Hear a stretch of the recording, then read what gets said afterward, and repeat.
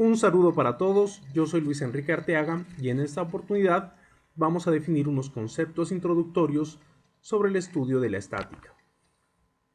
Vamos a iniciar con la mecánica, la cual se define como la ciencia que describe y predice el estado de reposo o movimiento de los cuerpos bajo la acción de las fuerzas. Se divide en tres partes: la mecánica de los cuerpos rígidos, la mecánica de los cuerpos deformables y la mecánica de fluidos. La mecánica de cuerpos rígidos a su vez se divide en estática y dinámica. La primera encargada de estudiar el estado de los cuerpos en reposo y la segunda en movimiento. En ambos casos se considera que los cuerpos no se deforman debido a la acción de las fuerzas.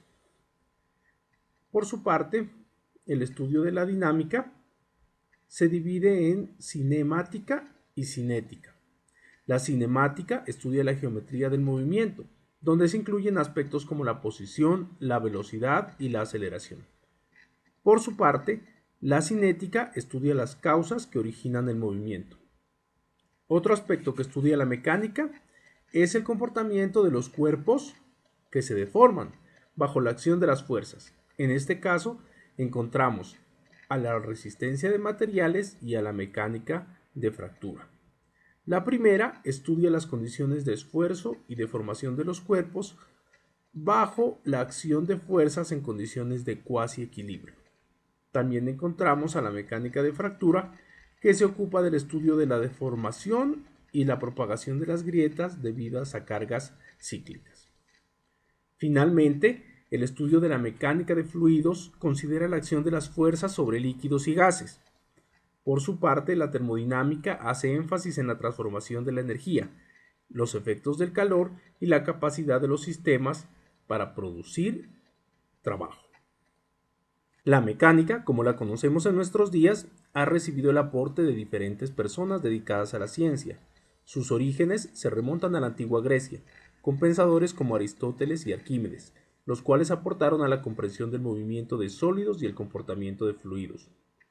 Para Aristóteles, los objetos caen a una velocidad proporcional a su peso e inversamente proporcional a la densidad del fluido en el que están inmersos. Este planteamiento solo se contradijo hasta el siglo XVII, gracias a los aportes de Galileo y Newton sobre el movimiento de los cuerpos celestes y la fuerza de gravedad. Arquímedes explicó el principio de la palanca y realizó importantes aportes al estudio de la hidrostática, al afirmar que todo cuerpo sumergido en un fluido experimenta un empuje vertical y hacia arriba igual al peso del fluido desalojado, postulado conocido hasta nuestros días como el principio de Arquímedes. Las tres leyes de la mecánica propuestas por Newton son vigentes hasta nuestros días. Sin embargo, la concepción del movimiento cambia radicalmente en el siglo XX, debido a la nueva visión del universo propuesta por Albert Einstein, con la teoría de la relatividad espacial, que rompe el paradigma de la linealidad del tiempo y el espacio a velocidades cercanas a la luz, dando paso a su vez a la teoría cuántica y al desarrollo de la electrónica. Para ilustrar un ejemplo de la caída a velocidad constante de dos cuerpos con masa distinta, los invito a ver el siguiente video que nos ayuda a entender cómo la gravedad es una fuerza constante que actúa sobre el cuerpo si se desprecia el efecto de la resistencia del aire.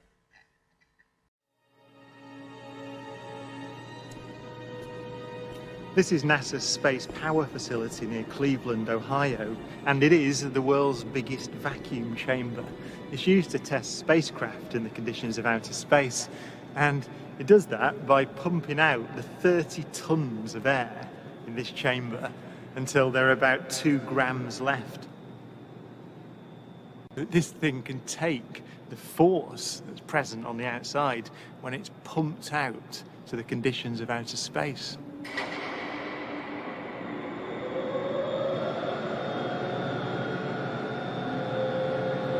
Galileo's experiment was simple. He took a heavy object and a light one and dropped them at the same time to see which fell fastest.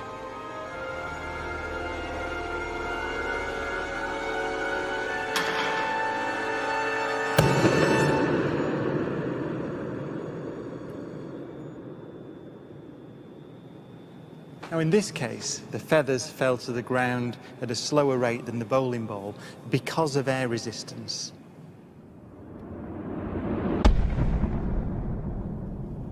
So, in order to see the true nature of gravity, we have to remove the air.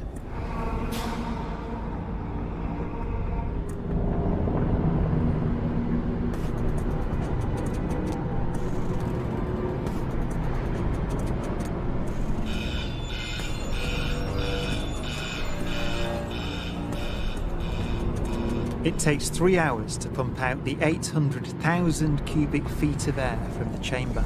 Okay, we dropped 2 millitorr in the last 30 minutes. But once it's complete, there's a near perfect vacuum inside. 6104 manual, 10% open. Station 1, go for drop. PCB 30-1, pressure set point at 240 psi. We are go for drop. 10, 9, 8, 7, 6, 5, 4. Cameras on. 2, 1. Release.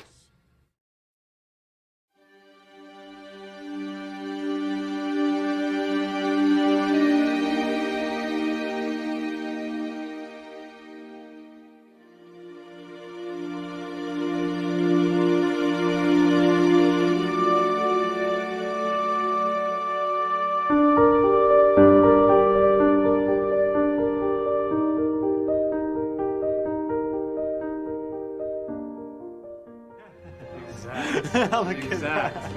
They came down exactly the same. Wow. Look. Watch right there. Look at how they hit right there. Exactly. You back on the side. Exactly the same. Feathers don't move, nothing. Look at that. That's just brilliant.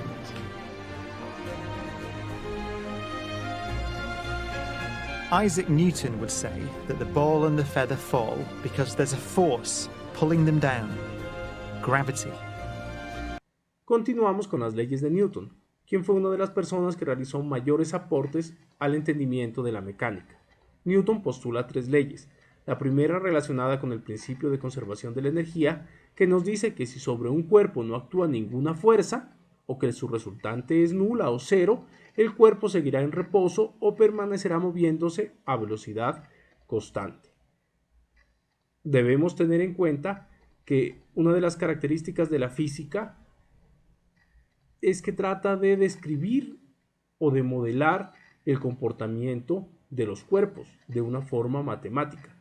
Para hacerlo, muchas veces se hacen simplificaciones que tenemos que tener muy en cuenta a la hora de que aplicamos las ecuaciones. En este caso, por ejemplo, cuando hablamos de que un cuerpo que se está moviendo a velocidad constante se moverá indefinidamente, estamos despreciando la fuerza de rozamiento, que en un caso práctico que en la Tierra hará que eventualmente, después de un tiempo, todo cuerpo vuelva otra vez al reposo. La segunda ley de Newton es una de las formas de la mecánica más conocidas, que es la ecuación que establece que la fuerza es el producto de la masa por la aceleración. Más adelante vamos a aclarar este concepto y vamos a interpretar a la fuerza matemáticamente como un vector. La tercera ley de Newton plantea la ley de acción y reacción, que nos dice que si sobre un cuerpo actúa una fuerza, el otro cuerpo reaccionará contra este con una fuerza de igual magnitud pero sentido contrario. Para entenderlo, este principio vamos a plantear un ejemplo donde tenemos 2 personas tirando de una cuerda.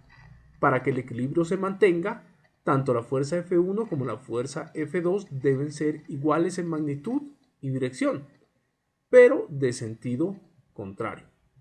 Si alguna de esas 2 fuerzas fuese diferente, lo que va a pasar es que una de las personas va a tirar hacia la otra y se perdería la condición de equilibrio.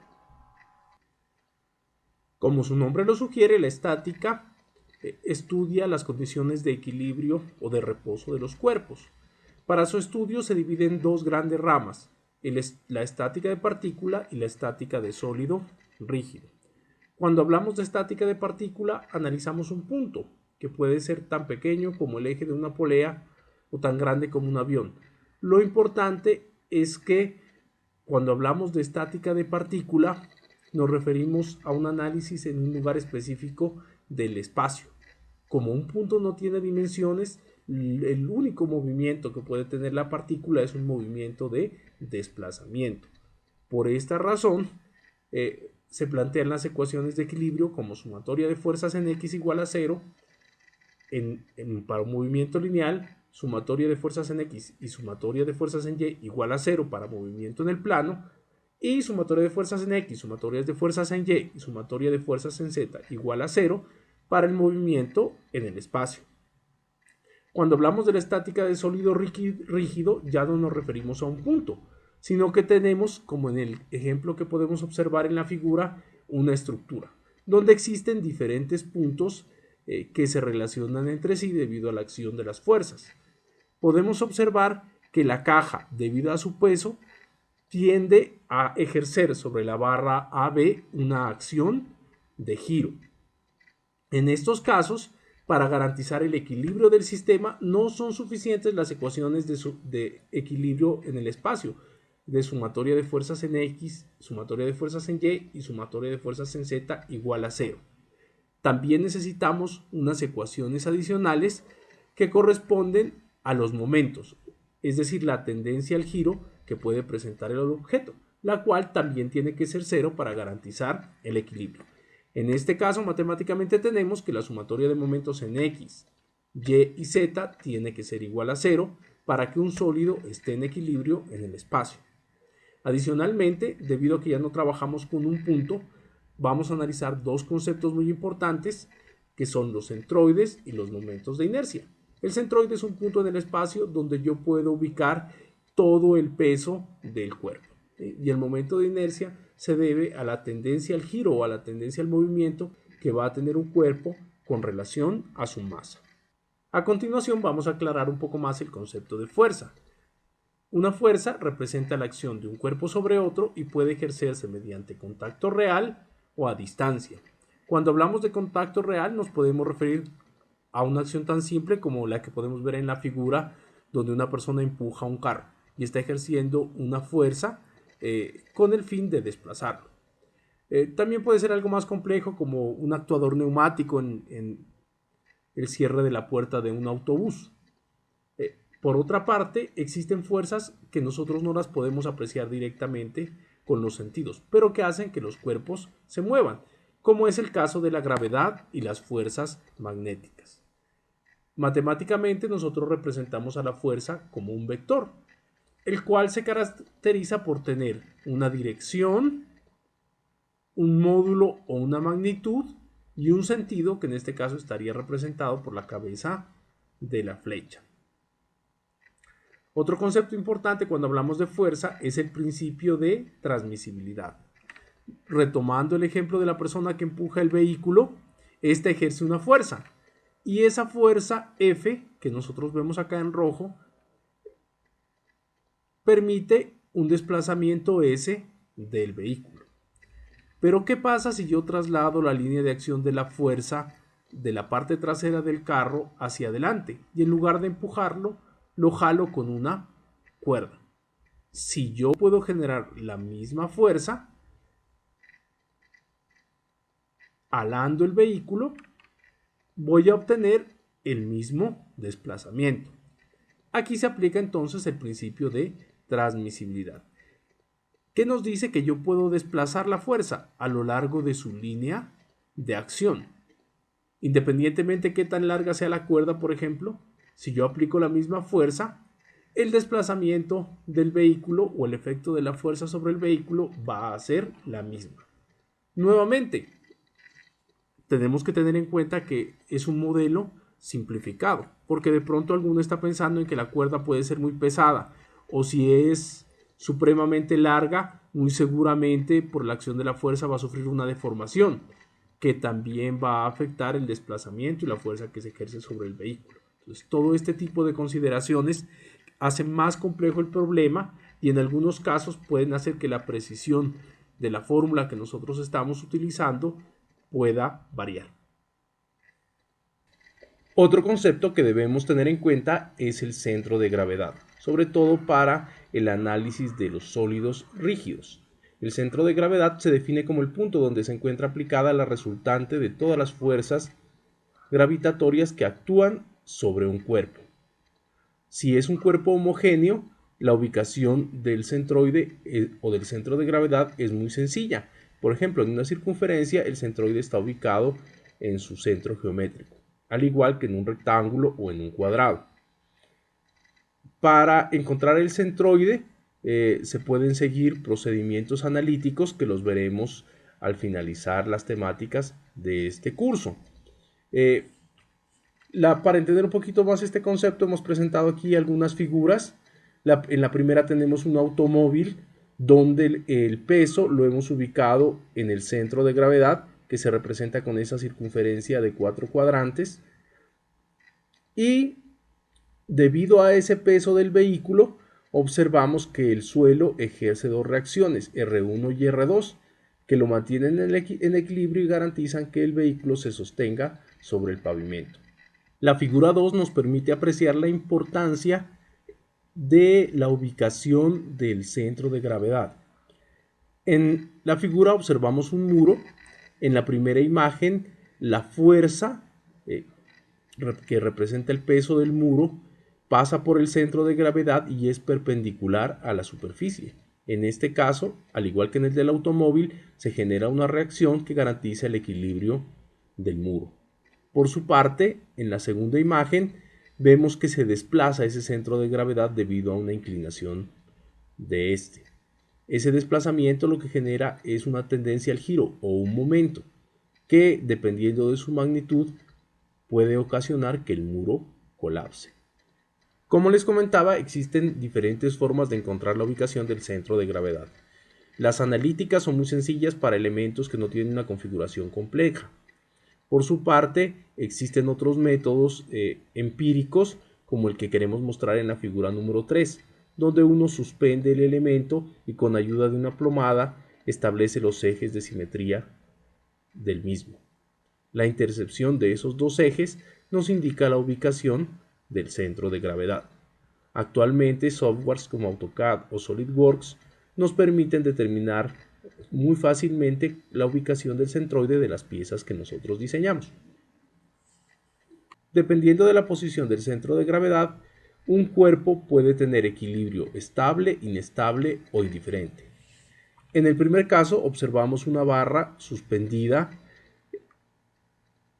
y podemos apreciar que si aplicamos una fuerza en uno de sus extremos, esta barra va a oscilar como un péndulo. Pasado un tiempo, el momento va a cesar y la barra va a recuperar su posición inicial. En ese caso hablamos de equilibrio estable. Si nosotros invertimos la posición de la barra y volvemos a aplicar una fuerza en sus extremos, la barra se va a desplazar hasta caer contra la superficie. En este caso, nunca va a recuperar la posición inicial y por lo tanto se trata de un caso de equilibrio inestable. Finalmente, apreciamos una esfera sobre una superficie plana. En este caso, independientemente de la fuerza que apliquemos, la posición relativa de la esfera contra el suelo va a ser siempre la misma. Y se trata de un caso de equilibrio indiferente. Terminamos este video hablando sobre los dos sistemas de unidades en los cuales se puede trabajar la fuerza, que corresponden al sistema internacional y al sistema inglés. En el sistema internacional tenemos tres unidades básicas que son la longitud, la masa y el tiempo. En este sistema, la fuerza es una unidad derivada que recibe el nombre de Newton. Como habíamos visto, la fuerza es igual al producto de la masa por la aceleración. En este caso, la masa se expresa en kilogramos y la aceleración en metros sobre segundo cuadrado. Por lo tanto, un newton corresponde a 1 kilogramo por metro sobre segundo cuadrado. Otra forma de observarlo es que si nosotros a una masa de 1 kilogramo le aplicamos una fuerza de 1 newton, esta va a sufrir una aceleración de 1 metro sobre segundo cuadrado. De manera análoga, si nosotros soltamos un peso de 1 kilogramo, este va a estar sometido a la aceleración de la gravedad de 9.81 metros sobre segundo cuadrado y va a actuar una fuerza de 9,81 newtons. En el sistema inglés, las unidades básicas son diferentes a las del sistema internacional. Observamos que la longitud se mide en pies o pulgadas, el tiempo se mide en segundos, pero la masa ya no es una unidad básica, sino que se convierte en una unidad derivada. En reemplazo, tenemos como unidad básica la fuerza, que se expresa en libras-fuerzas. Esto hace que el sistema inglés no sea un sistema absoluto, sino un sistema que depende del campo gravitacional. ¿Qué quiere decir esto? Que la masa en el sistema internacional, al ser una unidad fundamental, es la misma en cualquier lugar del universo que nosotros nos encontremos. La masa de un hombre en la Tierra es igual a la masa de un hombre en la Luna o en Marte.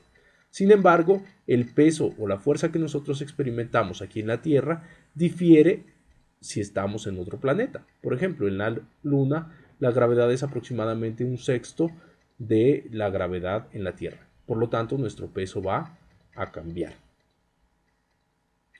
Podemos ver en la figura que la masa como unidad derivada recibe el nombre de slug.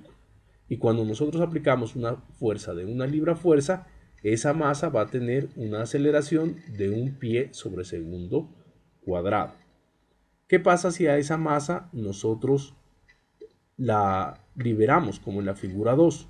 Va a estar sometida a la acción de la fuerza de la gravedad, que genera una aceleración de 32.2 pies sobre segundo cuadrado, lo que genera una fuerza de 1 libra, fuerza sobre el elemento. En Estados Unidos, la libra fuerza también se emplea como unidad de masa. Por lo tanto, la masa y el peso sobre la Tierra siempre van a ser las mismas. El slug se utiliza en muy pocas oportunidades para cálculos de ingeniería. Y con esto damos por terminada la lección del día de hoy. Un saludo para todos. Nos vemos en otra oportunidad.